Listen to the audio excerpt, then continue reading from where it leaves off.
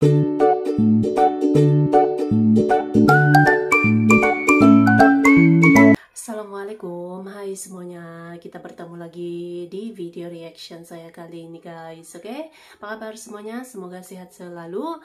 Nah, kali ini saya mau tengok video pembahasan tentang ini ya.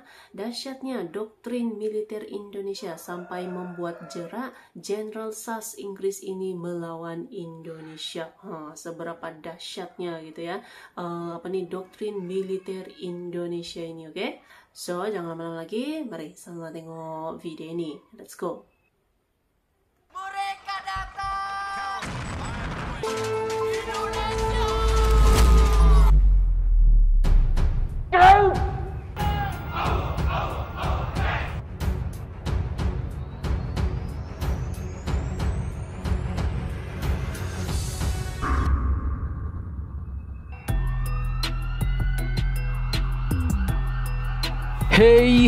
Hey, halo Indomax, Indo Magazines. Nah, kali ini admin akan bahas sedikit tentang bagaimana tangguhnya doktrin militer Indonesia dalam menumpas penjajah, menumpas musuh yang datang ingin menghancurkan kesatuan NKRI. Bahkan mantan orang nomor 1 dalam Angkatan Darat Inggris, yaitu seorang jenderal dan juga mantan pasukan khusus SAS, sampai kapok alias jera untuk memerangi pasukan TNI dan rakyat Indonesia. Nah, bagaimanakah kisahnya? Oke, dikutip dari Viva Militer. Kisah nyata ini pun berasal dari dahsyatnya puncak pertempuran Surabaya yang terjadi pada tanggal 10 November tahun 1945 lalu. Walaupun saat itu Indonesia sudah merdeka, tapi ternyata para pasukan kolonialis ini tetap masih ngotot ingin menjajah Indonesia, bos, untuk menghisap manisnya hasil alam dan strategisnya wilayah negara Indonesia. Kekuatan TNI atau Angkatan Bersenjata Indonesia pada kala itu memang masih belum ada apa-apanya. Indonesia pun masih sangat minim sekali akan persenjataan dan teknologi. Tapi jangan salah, dengan pertahanan keamanan rakyat semesta, di mana semua rakyat bersatu tanpa memandang suku, ras, dan agama, Indonesia pun akhirnya semakin kuat dan semakin tak terkalahkan. Pertempuran tersebut pun merupakan satu pertempuran terbesar dan terberat dalam sejarah Revolusi Nasional Indonesia, bos, yang menjadi simbol nasional atas perlawanan Indonesia terhadap kolonialisme. Bahkan, usai pertempuran ini, dukungan rakyat Indonesia dan dunia internasional terhadap perjuangan kemerdekaan Indonesia pun semakin kuat. Dan akhirnya, tanggal 10 November diperingati setiap tahun sebagai Hari Pahlawan di Indonesia. Nah, pada saat itu, tak hanya prajurit Tentara Nasional Indonesia yang melawan. Milisi pro kemerdekaan yang berasal dari barisan pejuang rakyat pun dengan gagah berani menghadapi pasukan khusus Angkatan Darat Inggris atau yang dikenal dengan pasukan elit SAS yang merupakan singkatan dari Special Air Service. Dan perlu kalian ketahui, pasukan elit SAS ini pun merupakan salah satu pasukan elit terkuat di dunia bahkan sampai saat ini, bos. Namun, pada saat itu kita Indonesia pun tak peduli pada siapapun musuhnya. Ibarat kata, berani kau sentuh Indonesia meski nyawa taruhannya. Skuy, kita baku hantam. Nah, dikutip dari sumber berita terkait dengan pertahanan keamanan rakyat semesta ini, pernah ada pengakuan dari 2 purnawirawan perwira tinggi Angkatan Bersenjata Amerika Serikat atau US Army soal kehebatan tempur pasukan TNI, bos.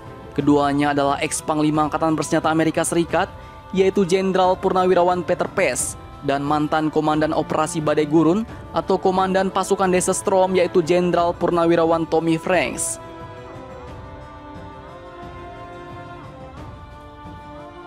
Dan ternyata tak hanya mereka yang membuat pengakuan. Salah satu mantan Kepala Staf Angkatan Darat Kerajaan Inggris yang juga merupakan salah satu anggota pasukan khusus Angkatan Darat Kerajaan Inggris atau pasukan elit SAS, yaitu Jenderal Sir Michael David Jackson, juga ternyata memiliki pandangan yang sama tentang kekuatan Indonesia. Beliau pun tahu persis bagaimana kehebatan strategi perang gerilya militer dan rakyat Indonesia.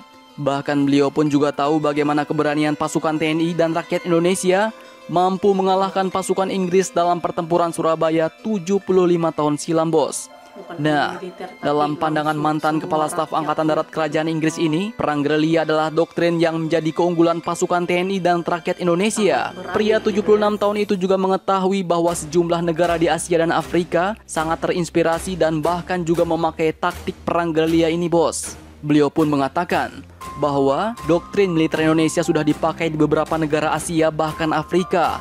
karena Indonesia memang diminta melatih beberapa negara Asia dan Afrika, ujar Jackson.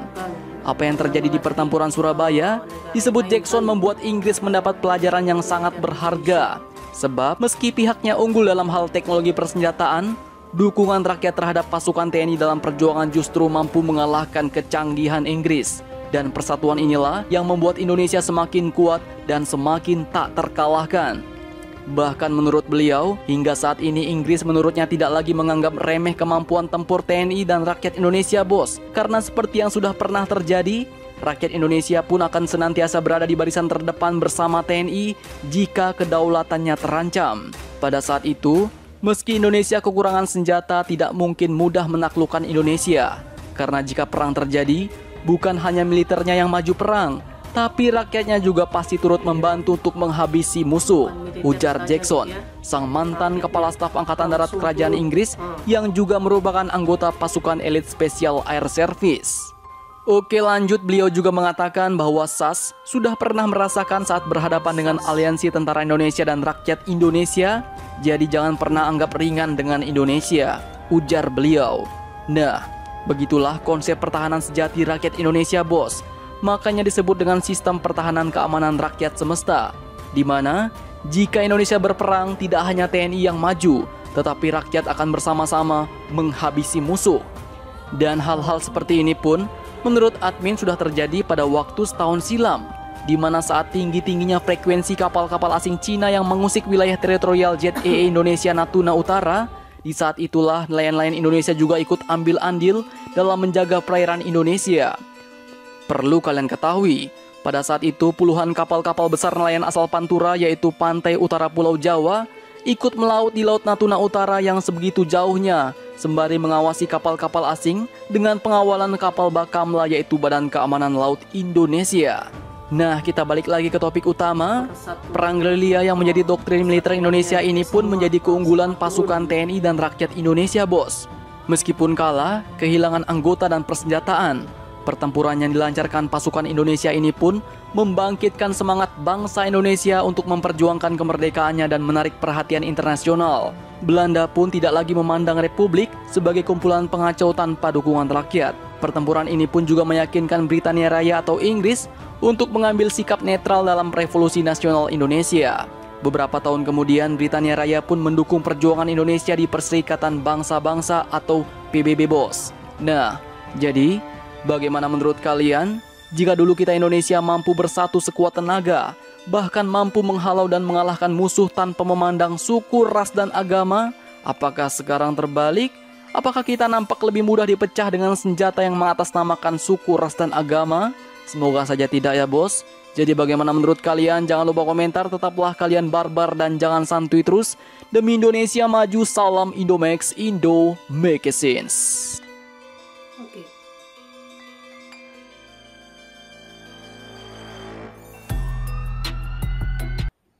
Jadi kuatnya persatuan Indonesia gitu ya, bukan hanya militer tapi rakyatnya langsung turun gitu ya untuk mengawal langsung kedaulatannya. Gila ini nih, persatuannya tuh memang sangat-sangat kuat gitu ya. So, terima kasih banyak sebab kalian sudah menonton video ini. Jangan lupa macam biasa untuk support channel saya dengan subscribe, like video ini, dan jangan lupa untuk komen juga, oke?